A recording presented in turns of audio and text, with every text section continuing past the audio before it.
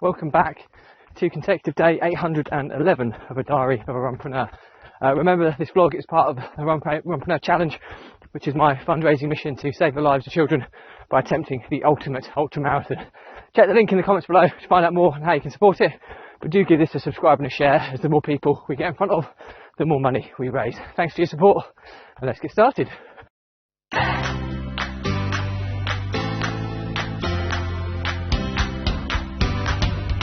So, consecutive day 811 of a diary of a Runpreneur, and today I wanted to start by reflecting on yesterday's run.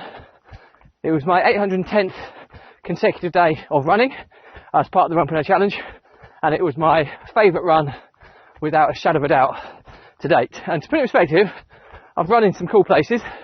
I've run in Malta, Gran Canaria, I've done London Marathon, ultra marathons, I've done some cool races, I've vlogged in community races, I've vlogged with many guests as well.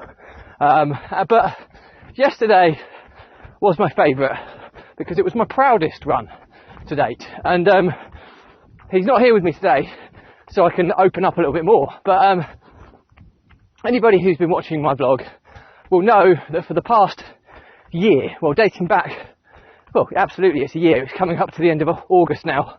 And back in early September in 2021, my oldest son Leo caught COVID, which, little did we know, his whole class, bar two of them I think, caught COVID. And all of them, except him, recovered pretty quickly and went back to normal life. Well, Leo caught long COVID. Or, well, you don't catch long COVID, you catch COVID. Long COVID is a post-viral condition. And it's a really bizarre condition. There's no you can't kind of identify it medically, because all of his tests and everything were coming back completely normal. But clearly there was something, it was similar to kind of ME as a condition. It's very difficult to trace, but it has huge ramifications on day-to-day life. Leo, my eldest, was a boy who super fit. He was I would go as far to say he was an elite endurance runner. He was winning races, 4-mile races in the under 16s category. He was regularly placing in the top 5 for junior park runs. He also was a pretty good footballer. I mean, he was playing for his local village team, and he was in the regional development centre within Cambridge United's kind of academy setup. So he was a sporty guy. I'm not saying he was best of the best or anything, but long COVID kind of resorted to him almost being bedridden. Getting out of bed down the stairs was a real challenge, and as far as he would get would be onto the couch, where he'd pretty much remain for the whole day. And you know, he'd try and do things, but his head would give him so much discomfort through headaches. His heart would have palpitations. His joints would ache. It was almost like chronic fatigue. And this carried on from September right the way through, probably until maybe early July of this year. That's probably, a good 9 to 10 months of his life was that. He had to end up getting private tutoring from school to support him, because he only really caught the last month of school. So incredibly, out of a whole academic school year, he did 1 month of it. And the reason I go back, I'm digressing a little bit, but the reason yesterday's run was my favourite run to date was because it was his first run since recovering from long COVID. They did. And just to show the true warrior he is, his first run back after a year of very little exercise was a 5k, and he actually did it. I said, look, let's just do a little run, see whatever you can manage.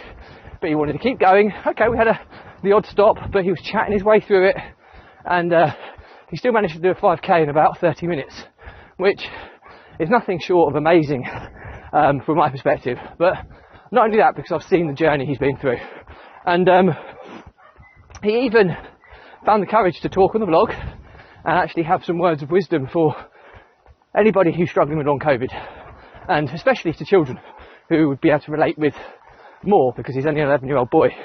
And yeah, I was just so proud to be doing that run after the journey he's been through, seeing him at his lowest low, and to see him able to do a 5k. It just defies the laws of possibility.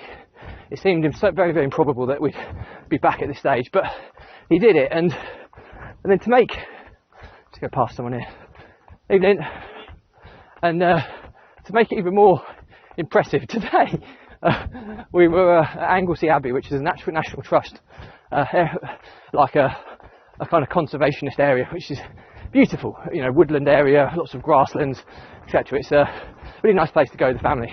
We went there today for a bit of a walk, and with the family, and there were these kind of sports day like setup that they'd done for children, and there's a couple of tiny little salt courses that you kind of sprint round, and he beat me.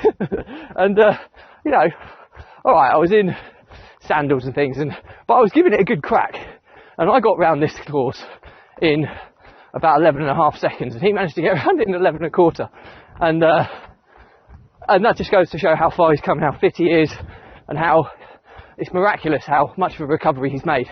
So yeah, so I just wanted to reflect on that today, because it's unbelievable, the turnaround, and it's been a long turnaround. But this is I'm talking about mainly from beginning of July to the end of August, so 2 months really. He's gone from being able to do certain things to almost being back to full recovery, which is a minor miracle from the journey he's been on. So all I say is that anybody who has long COVID, who's an adult or child, Leo's quite passionate about this, and so am I, because I haven't experienced it, but I've seen it from a parental perspective, and it is horrendous. Now, the charity Long COVID Kids are amazing and provide loads of really useful information, but if anybody wants to reach out to Leo, please drop me a message, and I'll more than happily set that up, because he's quite a switched on lad, and I'm sure he'll be able to empathise. He's quite good with empathy, and I'm sure he'll be able to empathise with what you're going through, and hopefully help you to get that courage to believe that you will overcome it, because you will overcome it, but it's very, very difficult to get that courage and confidence that you will when you're at your lowest ebb. But anyway, that's all I'm going to talk about today. So please remember that this is part of the Runpreneur Challenge, which is a fundraiser, so please do give this a subscribe and a share. As more people we get in front of, the more money we raise to save the lives of children. So thanks for your support as always, stay positive, stay happy, and I'll see you again tomorrow.